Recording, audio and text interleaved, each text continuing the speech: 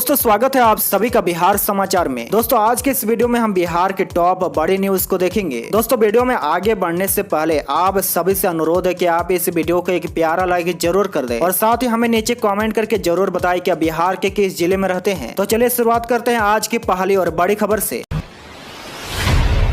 बिहार में चलेगी पछुआ हवा, मौसम विभाग का अलर्ट।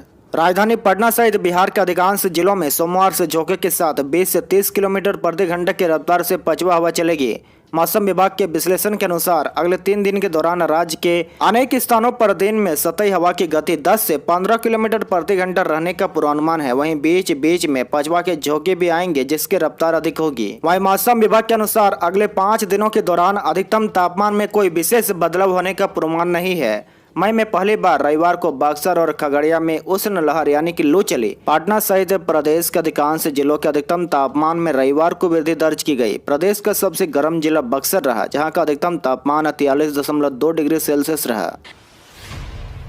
बिहार में कंप्यूटर साइंस के 8,395 शिक्षक की होगी नियुक्ति। देश दुनिया में कंप्यूटर साइंस के क्षेत्र में बढ़ रहे अवसर का लाभ पटना सहित बिहार के सभी बच्चों को भी मिलेगा। इसके लिए शिक्षा विभाग ने इंटरमीडिएट से ही कंप्यूटर की पढ़ाई पर विशेष ध्यान दिया है। बिहार के उच्च माध्यमिक विद्यालयों में कंप्यूटर साइंस की पढ़ाई के लिए शिक्षकों की नियुक्ति की जानी है।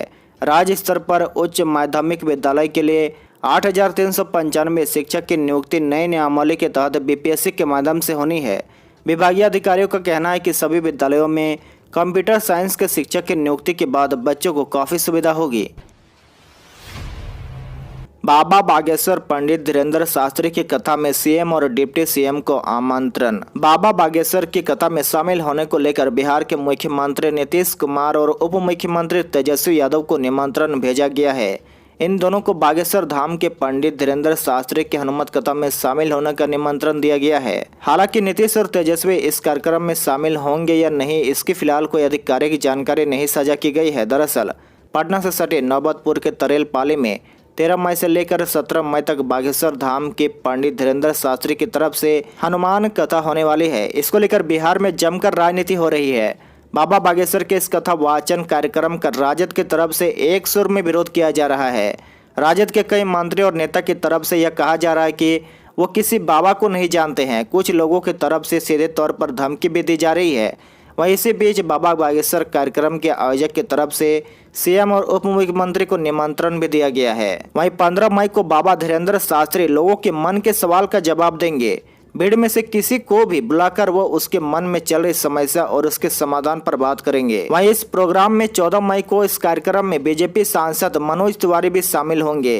अमरेंद्र कुमार ने बताया कि मनोज तिवारी भजन गाने आ रहे हैं। उन्होंने कहा कि हमने बिहार के तकरीबन हर नेता को निमंत्रण दिया है, चाहे वो किसी दल का हो। कर्नाटक के पूर्व डीजीपी ने तमिलनाडु की लालटेन आईपीएस करुणा सागर आरजेडी में हुए शामिल। रिटायर्ड आईपीएस अधिकारी व तमिलनाडु के पूर्व डीजीपी डॉक्टर करुणा सागर ने कहा कि बिहार के तेजस्वी यादव जैसे नेतृत्व की जरूरत है। उनका विजन और विकास पर सोच बेहद प्रभावी है। नए दौर में नई सोच की आवश्यकता है जिसे राजद जैसी पार्टी ही पूरी कर सकती है। समय बदल चुका है। गरीबों के प्रति लालू जी के दिल में दर्द और तेजस्वी यादव में काम करने की विकास परक नीतियों को देखकर मैं राजद में शामिल होने के लिए प्रेरित हुआ हूं। इसके पहले रविवार को राजद कार्यालय में आयोजित समारोह में डॉक्टर करुणा सागर राजद में शामिल हुए। उप मुख्यमंत्री तेजस्वी यादव, प्रदेश अध्यक्ष जगदानंद सिंह के समक्ष उन्होंने अपने समर्थकों के साथ राजद की सदस्यता ग्रहण की। तेजस्वी यादव ने अपने हस्ताक्षर में उन्हें राजद की सदस्यता दिलाई और कहा कि लालू प्रसाद के आदर्शों पर विश्वास करते हुए उनके हाथों को मजबूत करने के लिए गए निर्णय पर हम स्वागत करते हैं। बिहार के 27 शहरों में आयोजित हुई नीट यूजी की परीक्षा, सेंटर से बाहर निकले छात्र बोले फिजिक्स सबसे मुश्किल। बिहार में नीट यूजी 27 शहरों में आयोजित की गई। एग्जाम खत्म होने के बाद पटना में सेंटर से निकले बच्चे काफी उत्साहित दिखे। छात्रों के अनुसार इस बार काफी आसान सवाल पूछे गए थे। एग्जाम के बाद एक छात्र ने कहा कि मेरी परीक्षा बहुत अच्छी गई है। पिछले साल के मुकाबले इस बार सवाल काफी आसान पूछे गए थे। खासकर बायोलॉजी के जो सवाल थे वो बहुत ही आसान थे। पिछले साल के कई सवाल भी रिपीट किए गए हैं। फिजिक्स के सवाल भी अच्छे थे, लेकिन केमिस्ट्री में फिजिक्स का पार्ट थोड़ा और अच्छा हो सकता था, क्योंकि जो सोचा था वह सवाल नहीं पूछे गए थे। वहीं ऑर्गेनिक काफ़ी आसान था। सभी सवाल इस बार मॉडरेट था। मैंने लगभग 6 से 90 मार्क्स तक के सवाल बनाए हैं। इसी तरह कई छात्रों ने कहा कि सबसे अधिक सवाल एनसीईआरटी से पूछे गए थे। सबसे आसान बायोलॉजी और सबसे टफ फिजिक्स का सवाल था।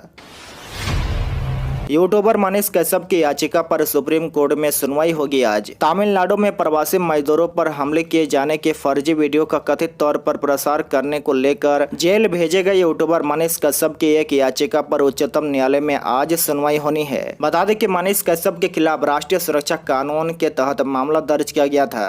प्रधान न्यायाधीश DY चंद्रचूड़ और न्यायमूर्ति PS नरसिम्हा तथा न्यायमूर्ति JB पारदीवाला द्वारा कश्यप की याचिका पर सुनवाई किए जाने की संभावना है। वहीं मनीष कश्यप की याचिका के जवाब में दाखिल गए अपने हलफनामे में तमिलनाडु सरकार ने कहा है कि कई प्राथमिकियां दर्ज करने के पीछे कोई राजनीतिक मंशा नहीं है, बल्कि इसीलिए दर्ज की गई है कि उन्होंने दक्षिणी राज्य में प्रवासियों पर हमले किए जाने के फर्जी वीडियो को प्रसार कर लोक व्यवस्था और राष्ट्रीय अखंडता में खलल डाला है। हलफनामे में कहा गया है कि वाक्य और अभिव्यक्ति की स्वतंत्रता का उपयोग सावधानी और जिम्मेदारी के साथ किया जाना चाहिए। सार्वजनिक व्यवस्था और राष्ट्रीय एकता को भंग कर आरोपी संवैधानिक अधिकारों के आड़ में नहीं छिप सकता है।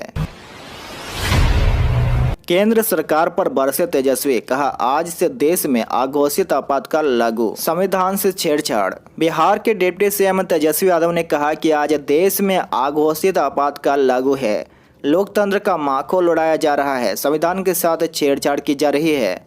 मध्य प्रदेश, महाराष्ट्र, कर्नाटक आदि राज्यों में क्या हुआ सबने देखा है। वे राजद दफ्तर में पूर्व IPS अधिकारी के मिलन समारोह के बाद लोगों को संबोधित कर रहे थे। उन्होंने कहा कि वर्ष 2022 तक गरीबी मिटाने का वायदा किया गया था, किसानों की आय दोगुना करने का संकल्प व्यक्त किया गया, सबको पक्का मकान देने का भरोसा दिलाया गया, लोगों को महंगाई कम करने और प्रति वर्ष 2 करोड़ नौजवानों को सरकारी नौकरी देने का सपना दिखाया गया। इसमें एक भी वायदे पूरे नहीं हुए। तेजस्वी ने कहा कि देश में हालात सुधारने की बजाय और बिगड़ता ही जा रहा है। विपक्ष को जबरन दबाया जा रहा है। उनके वायदों पर सवाल पूछने या विरोध करने पर केंद्रीय एजेंसियों को पीछे लगाया जा रहा है। उन्होंने हर तरह से परेशान करने की कोशिश की जाती है। रेल, सेल, पोर्ट, एयरपोर्ट को बेचा जा रहा है। बेटी पढ़ाओ और बेटी बचाओ का नारा देने वाले के राज्य में जब महिला पहलवान जब न्याय की मांग कर रहे तो उस पर कार्रवाई की जा रही है। नीतीश सरकार पर भड़के अश्विनी चौबे, कहा बागेश्वर बाबा को रोकेंगे तो रावण जैसा होगा अंत। बागेश्वर बाबा पर बिहार में सियासी दल 2 घड़ों में बढ़ गए हैं। एक और बीजेपी का पूरा समर्थन बागेश्वर सरकार के साथ है तो वहीं दूसरी तरफ नीतीश सरकार के मंत्री उन्हें रोकने और नसीहत देने की बात कर रहे हैं। बयानों की बौछारों के बीच केंद्रीय मंत्री अश्विनी चौबे ने भी नीतीश सरकार पर करारा प्रहार किया है। उन्होंने कहा कि हनुमान जी को छेड़ने पर जो हाल रावण का हुआ था वैसा ही हाल नीतीश सरकार का होगा। अगर बागेश्वर बाबा को रोका गया तो इनका भी वैसा ही अंत होगा। अश्विनी चौबे ने कहा कि बागेश्वर बाबा सनातन और संस्कृति का विस्तार कर रहे हैं, वहीं दूसरी तरफ नीतीश सरकार उनको रोकने की बात कर रहे हैं। बागेश्वर बाबा से उन्हें कुछ सीखने की जरूरत है। उन्होंने कहा कि अगर हिम्मत है तो बागेश्वर सरकार को रोक कर दिखाए। जो भ्रष्टाचारी है वो बाहर घूमेंगे और जो हनुमान के भक्त उन्हें जेल में बंद करेंगे। बजरंग दल पर बैन लगाने की मांग पर मुकेश सहनी ने दिया बड़ा बयान। बजरंग दल पर प्रतिबंध लगाने के संबंध में वीआईपी प्रमुख और पूर्व मंत्री मुकेश सहनी ने कहा कि यह सरकार का काम है कि जो गलत करे उस पर कार्रवाई करे। उन्होंने कहा कि अन्य राज्यों को नहीं कह सकता, लेकिन बिहार में बजरंग दल को प्रतिबंध उचित नहीं है। वहीं बागेश्वर धाम के पंडित धीरेन्द्र शास्त्री के पटना आगमन को लेकर हो रहे सियासत के विषय में पूछे जाने पर सहनी ने कहा कि सरकार उन्हें आने से रोक कहाँ रही है। सहनी ने कहा कि उनमें दिव्य शक्ति है तो बिहार की बेरोजगारी मिटा दे, बिहार के विकास के लिए कुछ तो करे। बिहार में SC और ST छात्राओं के लिए बनेंगे आवासीय विद्यालय। राज्य सरकार अनुसूचित जाति एवं अनुसूचित जनजाति वर्ग के बच्चों के लिए 3 जिले दरभंगा, जहानाबाद व बगहा में आवासीय विद्यालय बनाएगी। अनुसूचित जाति एवं अनुसूचित जनजाति कल्याण विभाग ने इसकी कार्य योजना तैयार कर ली है। पिछले दिनों कैबिनेट से तीनों जिले में आवासीय विद्यालय के प्रस्ताव को हरी झंडी मिल गई है। इन 3 जिलों में 720 बच्चों के रहने और पढ़ने की व्यवस्था रहेगी। इनसे जुड़ी सारी सुविधाएं उन्हें उपलब्ध कराई जाएगी। वहीं इनके निर्माण पर 153.53 करोड़ रुपए का खर्च आएगा। विद्यालय बनाने का काम भवन निर्माण विभाग को सौंपा गया है। 2024 के गणतंत्र दिवस परेड में केवल महिलाएं होंगे शामिल। 26 जनवरी 2024 को कर्तव्य पद पर होने वाले गणतंत्र दिवस परेड में सिर्फ महिलाओं को शामिल किया जाएगा। परेड के अलावा मार्चिंग, दस्ता, झांकी और सांस्कृतिक कार्यों में भी सिर्फ महिला ही नजर आएगी। रक्षा मंत्रालय ने मिलिट्री फोर्सेस और परेड में शामिल होने वाले अन्य विभागों को चिट्ठी लेकर इसकी जानकारी दी है। केंद्र सरकार ने पिछले कुछ साल में आर्म्ड फोर्सेस में जेंडर इक्वलिटी को बढ़ावा देने के लिए महिलाओं को कमान देने और भविष्य की लीडरशिप के लिए उन्हें तैयार करने के मकसद से कई बड़े फैसले लिए हैं। पिछले महीने 29 अप्रैल को 5 महिला अधिकारियों को आर्टिलरी रेजिमेंट में शामिल किया गया। इन्हें पाकिस्तान और चीन की सीमा पर नियुक्त किया गया है। बिहार में सरकार संविदा पर करेगी 6,570 लेखपालों की नियुक्ति। राज्य सरकार पंचायतों के कार्यालय में बढ़ रहे कामकाज के दबाव को देखते हुए संविदा पर 6,570 लेखपाल की नियुक्ति करेगी।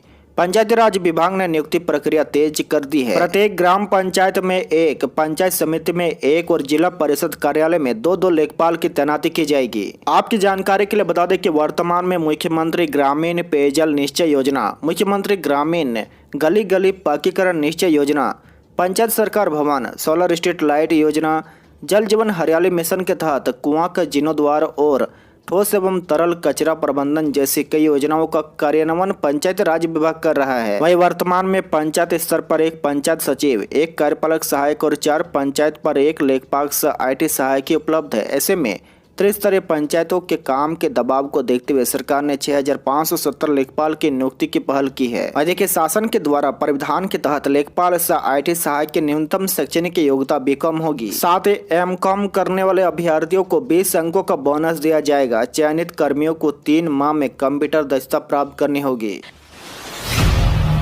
बिहार में अंतर्राष्ट्रीय स्तर का बनेगा बापूधाम मोतिहारी रेलवे स्टेशन। 200 करोड़ की लागत से तैयार होगा बहुमंजिला भवन। बिहार के मोतिहारी में अंतर्राष्ट्रीय स्तर का रेलवे स्टेशन बापूधाम मोतिहारी बनेगा। इसके लिए सांसद, पूर्व केंद्रीय कृषि और किसान कल्याण मंत्री सह रेलवे स्टैंडिंग कमेटी के चेयरमैन राधा मोहन सिंह राय ने बापूधाम मोतिहारी रेलवे स्टेशन पर अधिकारियों के साथ बैठक की, जिसमें बापूधाम मोतिहारी रेलवे स्टेशन को विश्व स्तरीय रूप देने को लेकर होने वाले कार्यों की समीक्षा की गई। जिसमें बताया गया कि स्टेशन पुनर्विकास परियोजना के तहत बापूधाम मोतिहारी को वर्ल्ड क्लास स्टेशन बनाना है। इसके लिए टेंडर खुल गया है। जल्द निर्माण कार्य शुरू करने की योजना है। बता दें कि रेलवे स्टैंडिंग कमेटी के चेयरमैन राधा मोहन सिंह ने बताया कि बापूधाम मोतिहारी रेलवे स्टेशन को वर्ल्ड क्लास स्टेशन बनाने के लिए केंद्र की मोदी सरकार ने पहले ही धनराशि जारी की है। पूरे स्टेशन को तोड़ा जाएगा और नया बनाया जाएगा।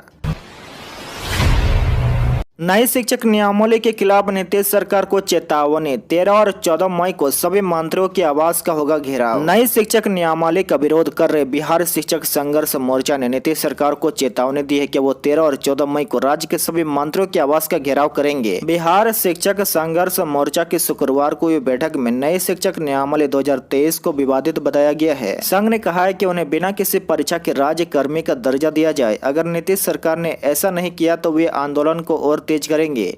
इसके तहत 13 और 14 मई को सभी मंत्री के आवास का घेराव होगा। वहीं 20 मई से लेकर 31 मई तक सभी जिलों में आंदोलन होगा। इसके बाद जुलाई के पहले सप्ताह में विधानसभा के समक्ष घेरा डालो डेरा डालो अभियान की शुरुआत होगी।